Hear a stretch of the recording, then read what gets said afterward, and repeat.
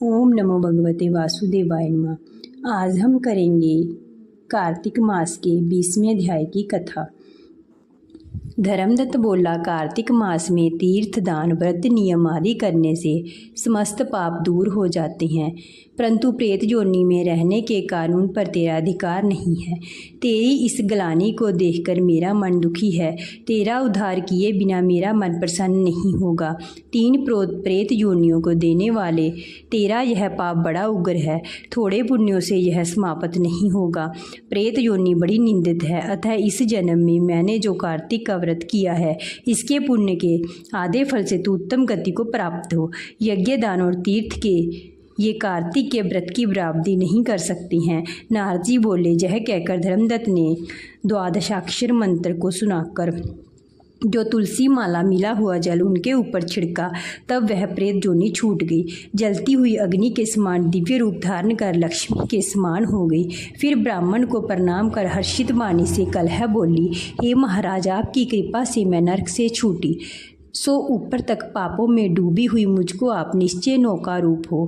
नारद जी बोले। तब कलह ने विष्णु के रूप को धारण करने वाले पुण्यशील और सुशील नामक विष्णु के द्वारपालों ने कलह को ज्येष्ठ विमान में बिठाया। तब धर्मदत्त ने विमान को आश्चर्यपूर्वक देखा। विष्णु रूपी उन गणों को देखकर प्रणाम किया।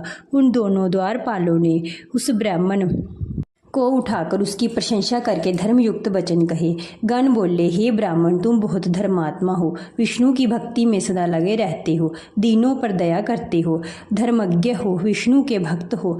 तुमने बचपन से लेकर जो कार्तिक व्रत किया, उसका आधा फल देने से कलह के पूर्व जन्म का पाप नष्ट हो गया। तुम्हारे स्नान के फल से देने से इसके 100 जन्मों के पाप मिटे और हरि जागरण आदि करने से इसे विमान मिला।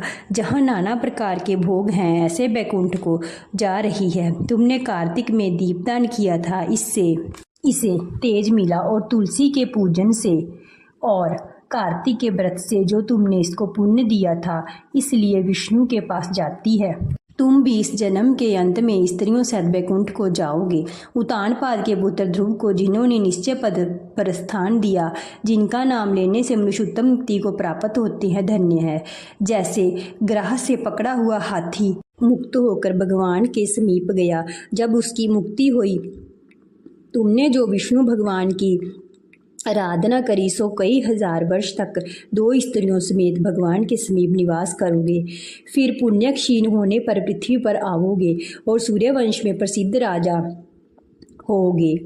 ये दोनों स्त्रियां तुम्हारी पत्नी होवेंगी और कल है आधे पुण्य की अधिकारिणी, यह तुम्हारी तीसरी स्त्री होवेगी। वहाँ भी विष्णु भगवान आपके समीप ही रहेंगे, तुम्हारे पुत्र होकर देवताओं का कार्य करेंगे।